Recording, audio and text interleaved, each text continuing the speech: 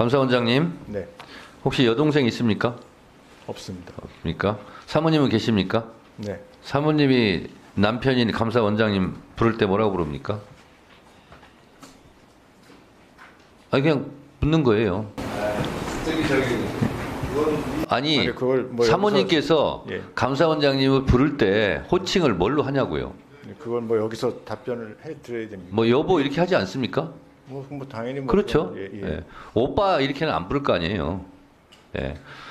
오늘 오빠가 난립니다 지금.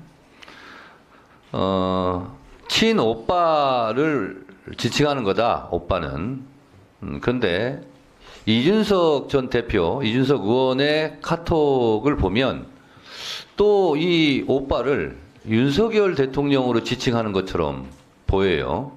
그래서 저도 그 오빠가 어떤 오빠인지 하여튼 오빠를 찾습니다. 누가 오빠인지. 자, 그런데 이렇게 농담으로 그냥 하기에는 너무나 슬픈 현실을 제가 말씀을 드리겠습니다. 감사원장님, 네, 김건희 여사 무섭습니까? 뭐 전혀 뭐 무섭지 않죠? 예, 네, 혼날지도 몰라요. 안 무섭다고 그래서. 자, 저는 이 윤석열 정권이 임기 절반도 안 돼가지고 지금 내임덕을 넘어서 대드덕으로 가고 있는 것은 대통령실의 무리한 출석 이전부터 잉태되었다. 이렇게 생각을 합니다. 그게 시작이었다. 그러니까 지지율이 40%는커녕 30%, 어떤 여론조사는 지금 19.2%까지 나왔어요. 거의 뭐 탄핵 전야입니다, 지금. 자, 21세기 대명천지에 21g 같은 회사가 국가보안시설일 수 있는 관저공사에 이렇게 개입했다라는 것이 참으로 놀랍습니다. 먼저 보겠습니다. 모든 사업에는 사업 계획이 있고 그에 따른 계약 체결이 있어야 되는데 21g 같은 경우는 사업 계획과 그에 따른 계약 체결이 없어요. 그냥 무조건 공사부터 시작합니다. 이게 대한민국에서 이런 일이 있을 수 있을까요?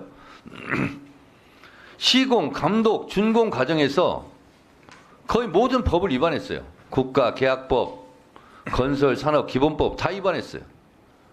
이 정권은 출범하면서 대통령실 이전하면서부터 위법을 시작해요.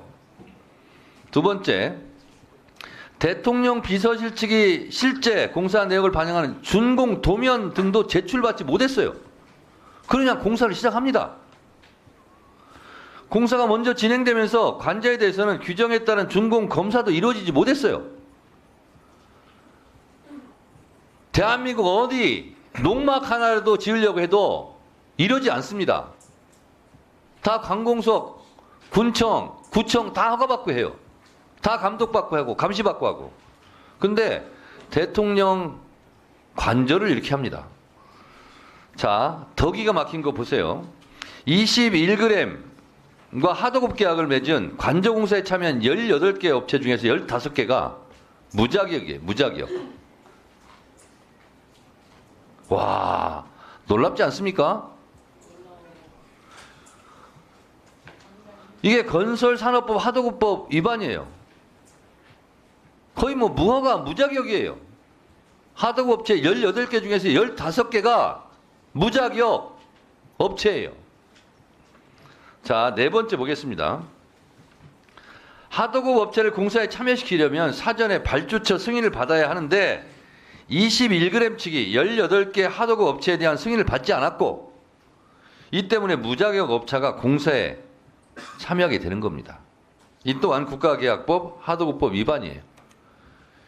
저는 이걸 알면서 도대체 대한민국이 이게 특히 대통령 부부가 잠자는 곳 아닙니까? 이 무법천지, 무자격, 무면허, 무자격 업체가 이렇게 사업 계획도 없고 준공 도면도 없고 시공, 감독, 감리 아무것도 이루어지지 않아요. 어떻게 이럴 수가 있을까? 야, 세상에 이럴 수가 있을까? 그런데 어떻게 이런 일이 벌어졌을까? 도대체 21g은 정체가 뭔가? 알고 보니 김건희 여사 라인이더라. 이런 겁니다. 21g 선정 과정에 대해서 이건 김호진 비서관을 말을 고스란히 믿고 해서 문제 없음 처리했다고 하는데 문제 없음이라는 것이 문제죠. 관저 공사도 다 부실, 부정부패지만 이것을 감사한 감사원의 감사도 총체적 부실 감사예요. 실정법을 이렇게 많이 위반했는데도 경미하다고 지금 감사원장이 얘기하고 있어요. 이 21g 이분이 김건희 여사와 전부터 밀접한 관계가 있었다는 거 아니겠어요? 무슨 전시회 할 때 뭐 후원했다, 기획했다, 뭐 이런 거예요. 다 읽지도 않겠어요. 무슨 외국말 말 어렵고더구만요. 무슨 르꼬르 베지 예전, 자코 메티전 뭐 이런데 컨텐츠 사무실 뭐 일 시공도 했다 뭐 이런 거예요. 그리고 21g 대표 김모 씨가 비타민 디자인이라는 회사에서 디자인 실장으로 일하면서 마크 리브 사진전 1분 더 넣으세요. 피영전, 점핑 위드 리브전 이런 거에 대해서 디자인을 총괄했다는 거예요. 이 사람이 김건희 씨와 밀접한 관계가 있고 그때부터 인연을 맺었고 대통령 취임식에도 초청받았다. 이런 겁니다. 그리고 이 인테리어 업체 21g이 나라장터에 관저니까 보안을 유지하니까 공공주택 인테리어 공사 뭐 세종특별지시 왜 이게 세종특별지시를 했는지는 모르겠어요. 그랬는데 불과 2시간 49분 만에 여기가 낙찰됐대요. 서로 안 짜고 이렇게 될 수 있을까요? 이야, 놀라운 일이에요. 그러니까 결국은 김호진 씨는 그냥 앞에 나와 있는 사람이고 실제로 김건희 씨가 저는 이거 다 주도했다고 봅니다.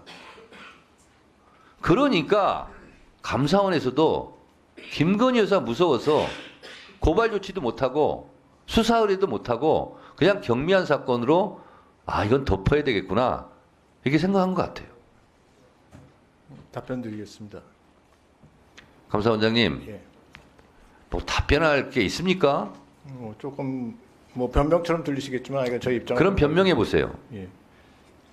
변명은 아니고요. 약간 지금 막 자꾸 이제 경미하다고서는 얘기를 하시는데요. 사실은 아까 이제 질의 과정에서 왜 관련 공무원들에 대해서 수사요청이나 고발하지 않았냐 이제 그런 질문에 대해서 제가 이제 다른 비슷한 공사와 관련해서 비슷해서 그렇다고 답변하는 과정에서 그렇게 된 것 같은데 저희들이 수사요청이나 고발에 이를 정도의 형사벌에 이를 정도의 사안은 아니다라고 위원회에서 논의하는 과정에서 그렇게 결론이 났다는 말씀 다시 한번 드리고요.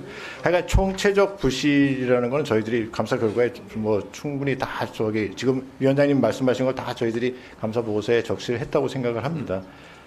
근데 아까도 말씀드렸지만 누가 시켜서 했냐, 김호진 비서관에 대해서 왜 추가 조사를 안 했냐 하는 부분은 아까도 모두에 말씀드렸지만 이게 수의계약이 된 거고요. 수의계약 자체는 적법하다고 봤기 때문에 그리고 그 이후에 그 업체에 어떤 특혜가 간 부분이 없었기 때문에 이걸 갖다 누가 발주해서 누가 시켜서 누구 사주로 어떤 업체가 선정됐냐 하는 부분은 저희들이 크게 중요하지 않다고 생각을 했습니다. 그래서 원장님 예. 정리하시고요.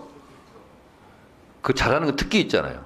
수사기관에 이 자료를 흘리시든가 고발하든가 하세요. 네. 주 질의를 마쳤습니다.